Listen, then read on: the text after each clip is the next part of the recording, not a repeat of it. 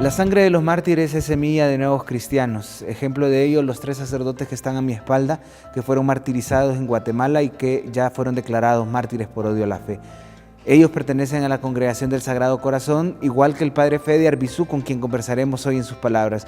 Les quiero invitar para que conozcamos sobre su vida y ministerio sacerdotal y juntos podamos seguir descubriendo esta historia vocacional.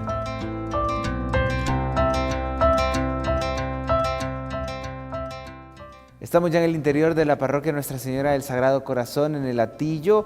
Aquí conversaremos con el padre Fede Arbizú, él es párroco de esta comunidad, ya está aquí con nosotros. Una alegría poder tenerlo para conversar y conocer sobre su vida.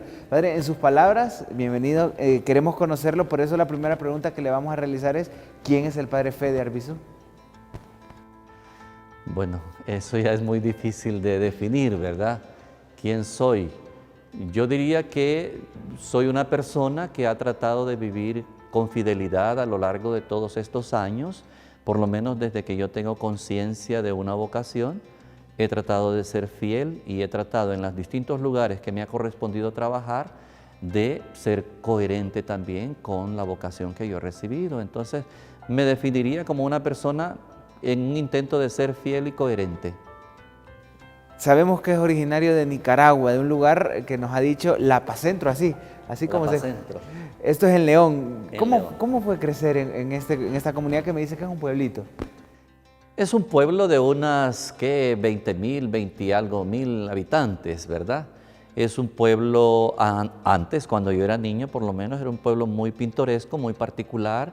Su vida estaba centrada en torno a la parroquia, ¿verdad? Y en torno a ciertas celebraciones que se hacían en la parroquia, como era Semana Santa, la fiesta patronal, los pases del Niño Dios, ¿verdad? Era parte de la vivencia de piedad popular del pueblo y en la cual nosotros también participábamos como hijos de la parroquia y miembros de la iglesia, pues. ¿Toda su familia asistía? Por lo menos mi padre, mi madre y mis hermanos. ¿Cómo está constituida su familia, padre? ¿Cuántos hermanos tiene? Nosotros éramos 5 hermanos. En principio, 5, papá, mamá, una familia muy sencilla, muy obreros, pobres, ¿verdad? Mi papá trabajaba, mi mamá también trabajaba, mi mamá era modista y tenía una pulpería, y mi papá trabajaba en principio con mi abuelo como administrador en la hacienda que él tenía, y de eso dependíamos nosotros también en nuestra formación. Mi madre era como muy estricta, yo diría que demasiado estricta, ¿verdad? Pero las mamás son las mamás y ellas son las que saben educar en su momento.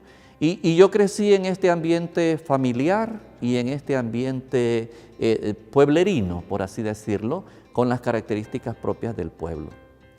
Mi madre me contaba de niño que cuando yo nací inmediatamente me dio una fiebre que allá en Nicaragua le llaman perniciosa.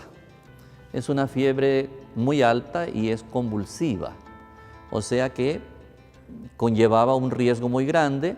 Mi mamá acababa de dar a luz, el doctor dijo que el bebé había que sacarlo y entonces mi madre dijo que ella quería ofrecerme a la Santísima Virgen del Perpetuo Socorro. Entonces ella me ofreció a la Virgen del Perpetuo Socorro y me sacaron de la habitación, ¿verdad? El doctor siguió con su búsqueda de tratar de salvar la vida. Lo logró y aquí estamos. Pues entonces mi madre de niño me contaba esa experiencia traumática por la que yo había pasado en el momento de nacer y al mismo tiempo era una experiencia muy vinculada con la Virgen María en su advocación de Nuestra Señora del Perpetuo Socorro. Es interesante, padre, porque la advocación más popular ahí es la Inmaculada Concepción. La Purísima, sí. La Purísima. ¿Y el Perpetuo Socorro de dónde nace? Mi mamá era muy devota del Perpetuo Socorro y mi abuelita también. Entonces mi mamá tenía el cuadro de la Virgen del Perpetuo Socorro justamente en la habitación y ella, antes de que el doctor me llevara afuera, ella pidió cargarme y ofrecerme pues, a la Virgen del Perpetuo Socorro, ¿verdad? Son cosas de las madres en su corazón buscan, ¿verdad?, la manera de que la vida sea una realidad, ¿verdad? Y que la Santísima Virgen, pues con su manto seguramente intervino. Yo siempre digo que ella es mi madrina. La Virgen del Perpetuo Socorro es mi madrina. Yo siempre he dicho eso, ¿verdad? ¿Por qué, padre? Porque me bautizaron inmediatamente. ¿verdad? Como estaba en peligro de muerte, entonces me bautizaron y mandaron a llamar a una muchacha soltera para que me echara el agua, dicen allá, ¿verdad? Entonces yo digo que mi verdadera madrina es la Virgen del Perpetuo Socorro. Interesante esto, padre. Después de esta situación, al momento de nacer, ¿no tuvo complicaciones de salud? Sí, siempre fui como una salud muy frágil. No era que vivía enfermo, pero sí era como muy debilucho, ¿verdad? Siempre. Fui muy debilucho, las fiebres me repitieron como a los 3 años, como a los 6 años, ¿verdad? Siempre me dieron esas fiebres. A los 8 años empecé con el problema de la vista, a los 12 años ya vinieron otras limitaciones. He sido siempre una persona con muchas limitaciones. Interesante, pero la presencia de María, me imagino, ha estado ahí siempre, padre.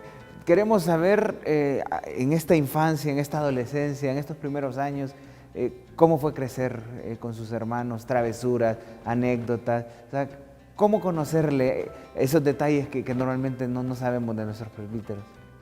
Nosotros teníamos enfrente a una tía que tenía 10 hijos, ¿verdad? Y nosotros éramos 5 en ese momento, 5, porque después fuimos 4, 5. Y los hijos de mi tía, como nosotros no podíamos salir a la calle porque mi madre era muy estricta, los hijos de mi tía llegaban a jugar al patio. El patio era muy grande, era un cuarto de manzana. Llegaban los de la vecina y llegaban otros vecinos.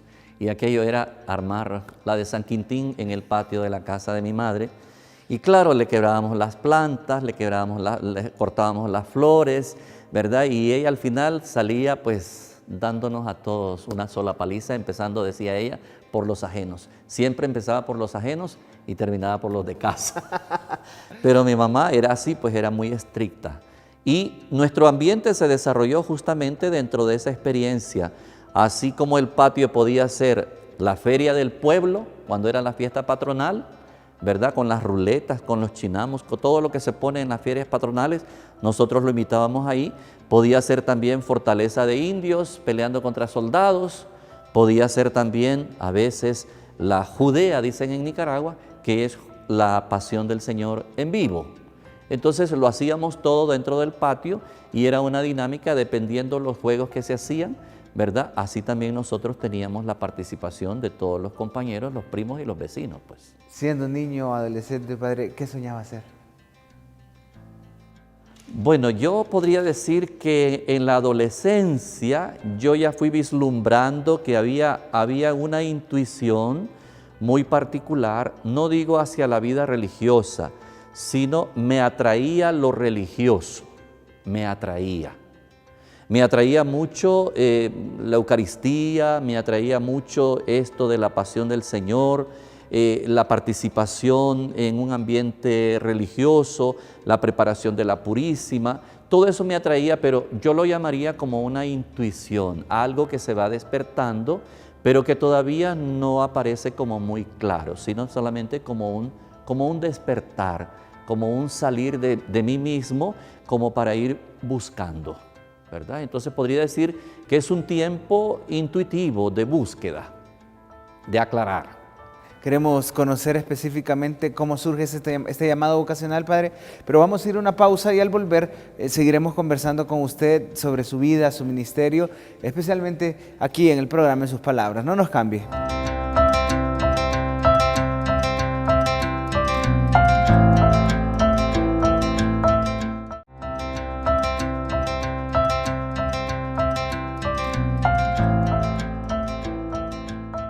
Gracias por continuar con nosotros En Sus Palabras, dialogando con el padre Fede Arbizu. Estamos aquí en el presbiterio del templo para seguir conociendo sobre su vida y ministerio sacerdotal. Antes de la pausa nos habíamos quedado en una pregunta muy crucial, el proceso vocacional. Pero antes de ello, fuera de cámaras, conversábamos con el presbítero y nos comentaba algo muy interesante, y es que el pueblo se le hizo chiquito. Quiero que me explique cómo estaba eso, padre. O sea, usted tuvo que salir de su pueblo, de su comunidad. ¿Por qué? Yo tuve en principio un acercamiento con los hermanos de La Salle, en León. Y este acercamiento me llevó a mí a un despertar ya de una inquietud religiosa, una inquietud hacia la vida religiosa, pero los hermanos de La Salle no son sacerdotes. y yo sí aspiraba a la vida religiosa sacerdotal. Entonces yo, después de una experiencia con los hermanos de La Salle de estudiar el básico, regresé al pueblo y estuve en el pueblo 2 años más y me trasladé a la capital. Yo sentí que el pueblo ya me resultaba estrecho por 2 razones. Una, porque del bachillerato no podía aspirar a nada más dentro del pueblo. Y otra, porque yo no quería ser como un peso para mis padres, porque de alguna manera se vuelve un peso una persona que no va a ser productiva. Estamos hablando con una mentalidad de pueblo, ¿verdad? Entonces esto resulta un peso, si no voy a ser productivo tampoco puedo quitar. Entonces yo me trasladé a Managua, la capital, para trabajar de día y estudiar de noche. ¿En qué trabajaba, padre? Entonces yo trabajé en una oficina de telecomunicaciones y correos ahí en Managua, ¿verdad? Más que todo era recibir toda la información de las reparaciones que se hacían en la calle, comprobar que los números de teléfono hubieran sido reparados y sacar las nuevas esquelas del trabajo que se iba a hacer al día siguiente. Ese en principio fue todo mi trabajo. Pero también yo estudiaba entonces de noche. Vivía por mi cuenta, me alquilaban una habitación, después me trasladé con una familia que también me dejó una habitación y así viví 2 años. En Managua yo tuve oportunidad de conocer a los padres escolapios. Los padres escolapios o de las escuelas pías, ellos tienen en Nicaragua colegios. Entonces me llamaba la atención la congregación de los padres escolapios y tuve oportunidad de hablar con ellos y hablar de la inquietud vocacional. También participé en alguna convivencia vocacional en el Seminario Menor de Managua, más que todo por participar, mirar un poquito cómo era el ambiente.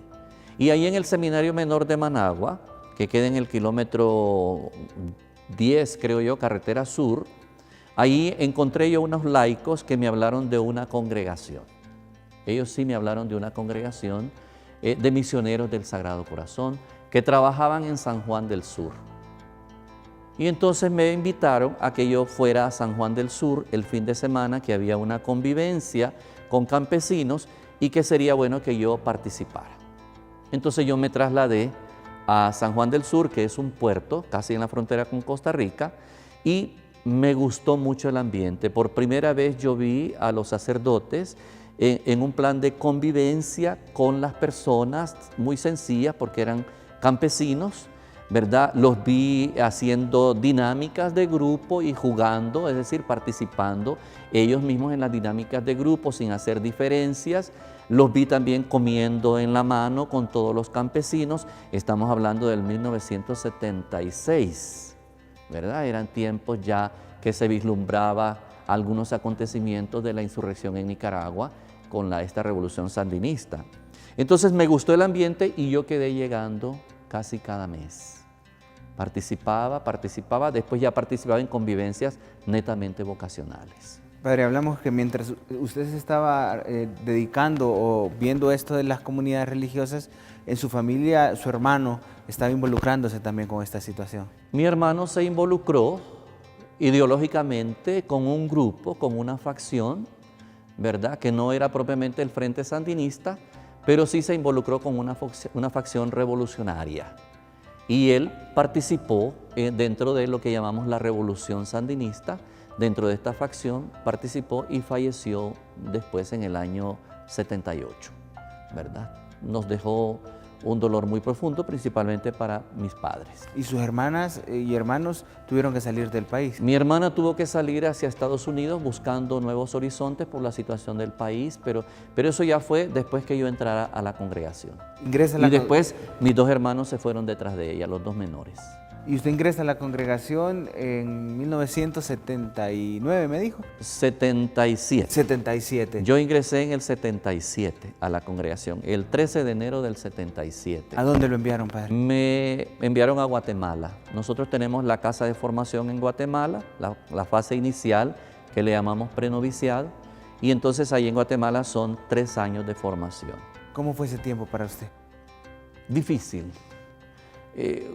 Uno entra y claro, surgen una serie de cuestionamientos y de crisis por algunas razones. Una, yo trabajaba y era independiente Y entro a una congregación y en la congregación hay un voto de pobreza y hay una obediencia. Y no digo que yo sea desobediente, sino que la limitación del voto de pobreza, porque no nos daban ni 5 centavos. Apenas nos daban para el pasaje en autobús, que era 1 quetzal semanal. Eran 20 centavos diario el autobús y 20 centavos teníamos que tenerlo todos los días, o sea, 1 quetzal. Y claro, no contábamos con nada más. Lo demás había que pedirlo. A mí me daba vergüenza después de trabajar, me daba vergüenza pedir al formador pues para cualquier cosa que uno necesitara, ¿verdad? Eso. Y lo otro, la obediencia, porque claro, estoy lejos de mi casa y de alguna manera no puedo yo hacer pues algunas cosas que yo considero que eran más personales que otras, ¿verdad? Pero bueno, eso fue la primera crisis, digamos. Pero lo logramos superar el primer año, al año y medio, yo creo que lo logramos superar y nos dieron el pase al noviciado. Y estando en el noviciado le toca cambiar de lugar. Para ir al noviciado tenía que ser en República Dominicana, entonces nos trasladamos a República Dominicana. Para todo esto, mi papá no estaba de acuerdo con que yo entrara al seminario. No porque mi papá fuera anticatólico o anticlerical, no. Yo siento que los padres quieren lo mejor para los hijos. Y mi papá pensaba que un muchacho joven en la vida religiosa, según la mentalidad de él, sufre. Y sufre, él me lo decía, ¿cómo es posible que un joven como tú quiera someterse a la disciplina de un superior, cuando los jóvenes quieren ser libres y quieren ser independientes? ¿Cómo es posible que tú quieras vivir sin 5 centavos en tu bolsillo, sabiendo que tendrás que depender e ir a pedir a un superior? Y entonces, claro, eso él lo miraba como incongruente con su estado de vida, porque él era un hombre casado y un hombre trabajador. Y me costó pedir el permiso, ¿verdad? Pero al final él accedió a que me fuera. Sí. ¿Cuándo acepta ya que lo ordenen sacerdote? Yo creo que cuando él ya vio que la cosa era en serio, él aceptó. Y él, antes de ordenarme, yo les pedí a ellos 2 la bendición y ellos 2 me dieron la bendición, me abrazaron, me besaron, es decir, lo normal de un padre a un hijo, ¿verdad? Y yo creo que mi papá murió muy contento con mi vocación. ¿Sus estudios dónde los realizó?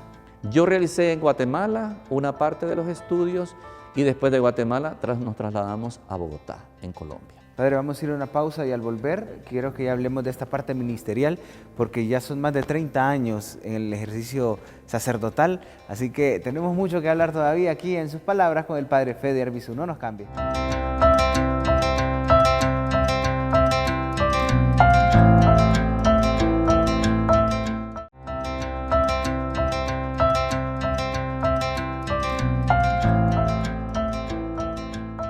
Nos hemos trasladado a la capilla del Santísimo Sacramento, el lugar privilegiado para estar en oración con el Señor. Padre, detrás de nosotros está Jesús sacramentado.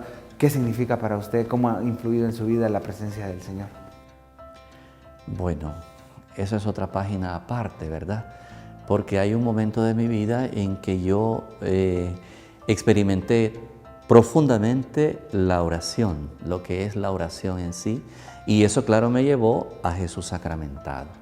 Yo tengo la experiencia de que Jesús sacramentado tiene que generar una impresión profunda en la persona y tiene que desbordar toda la persona para que yo pueda entonces experimentar y sentir lo que Él es en sí. De otra manera, siempre me voy a quedar en una experiencia de piedad popular. Primero es la impresión, después de la impresión es el que me desborde y después del desborde es este encuentro que me lleva a la dinámica de la oración. Entonces, en la vida religiosa, lo que puedo decir es que Jesús sacramentado es todo, porque de hecho Jesús en la Eucaristía y la oración es lo que nos sostiene, lo que nos anima, lo que nos impulsa, lo que nos da vida en sí, ¿verdad? Y hablando de Jesús sacramentado, Padre, antes de la pausa hablábamos del ministerio sacerdotal. Sabemos que es ordenado en Nicaragua en septiembre de 1985. En este momento estaba el contexto social de Nicaragua muy difícil, estaba la guerra. ¿Cómo fue su ordenación? Llegamos en un momento difícil porque fue en el 85, estaba la guerra contra la Contra y a mí me enviaron a la parroquia del Perpetuo Socorro. La providencia de La Dios. parroquia de mi madrina, ¿verdad? Y entonces yo llegué ahí y las circunstancias fueron muy difíciles por toda la situación del servicio militar para los jóvenes, muchas familias de duelo. Yo recuerdo que una Navidad tuvimos 5 caídos en el sector de la parroquia. Aquella Navidad fue una Navidad triste porque hubo que andar de vela en vela con las familias, acompañándolas y apoyándolas, ¿verdad? Pero yo me ordené en septiembre y hubo amenaza de expulsión para los sacerdotes extranjeros. Y el párroco era un sacerdote español. Entonces, ya en octubre tomaron la decisión los superiores de nombrarme párroco para que yo salvaguardara un poco la presencia de la Congregación de Misioneros del Sagrado Corazón en esta parroquia.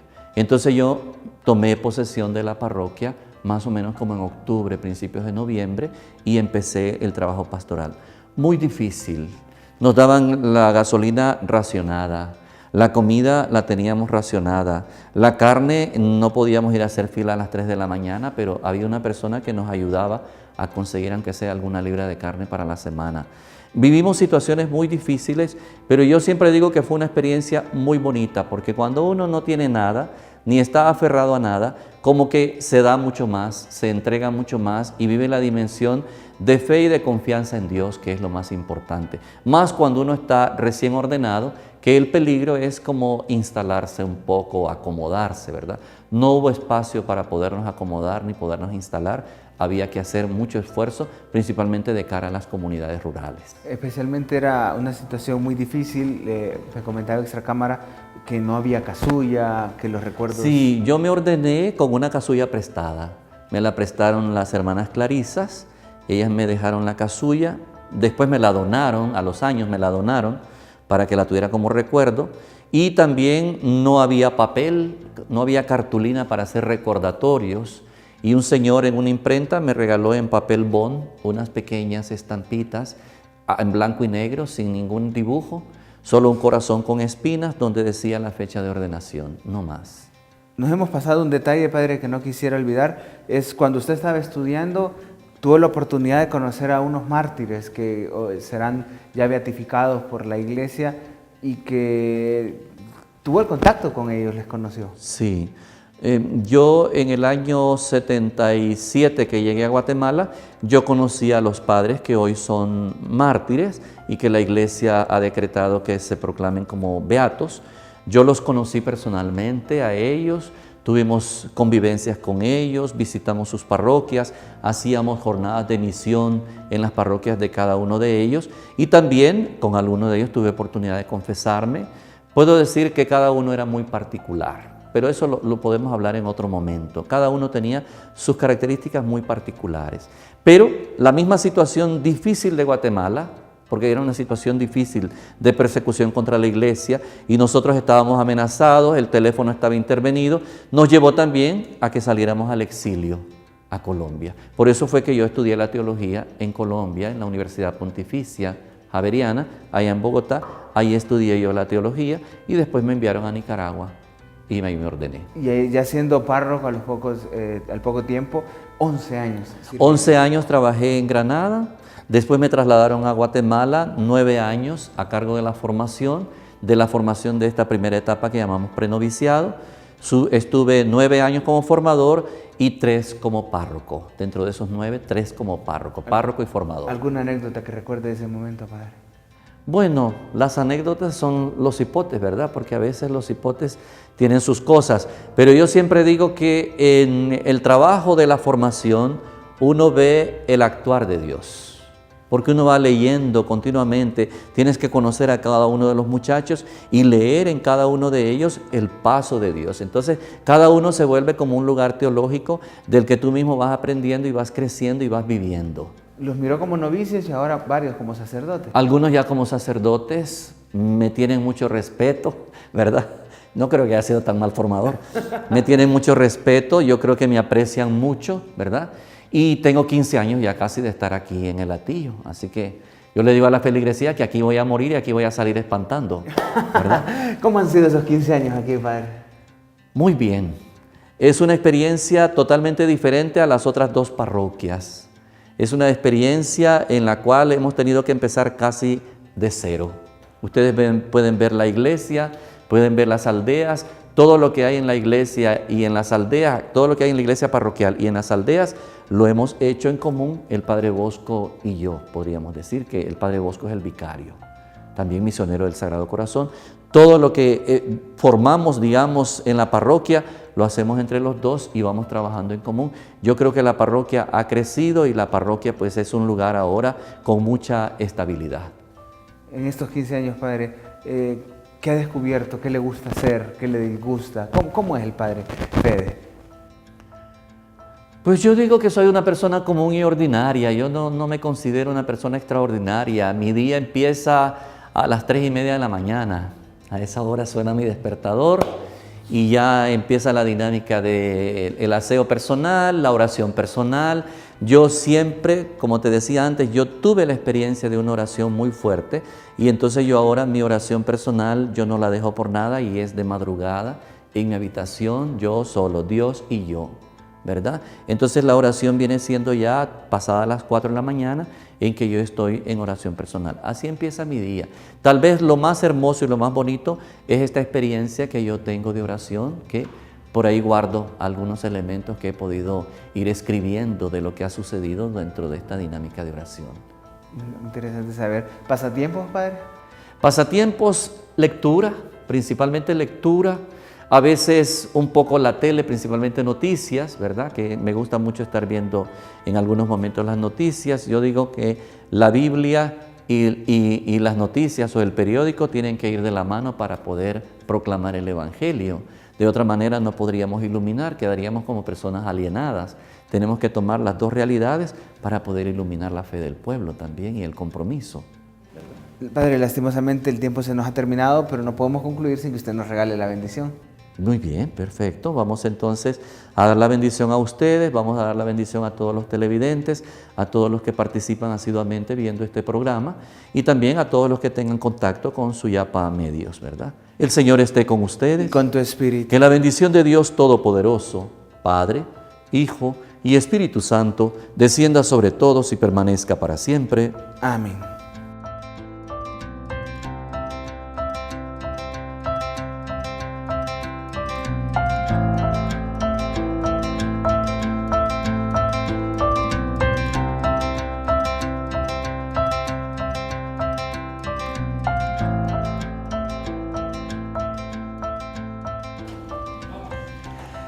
Hemos conocido la vida del padre Fede Arbizu, su misión especialmente en los lugares donde ha tenido que estar. Es una vocación que está al servicio de las comunidades y al servicio de la formación. Les invito a seguir orando por las vocaciones y seguir compartiendo estas publicaciones en nuestras redes sociales, en nuestras diferentes plataformas, para que juntos sigamos pidiéndole al dueño de la mies que envíe más operarios, porque la mies es mucha y los obreros siguen siendo muy pocos.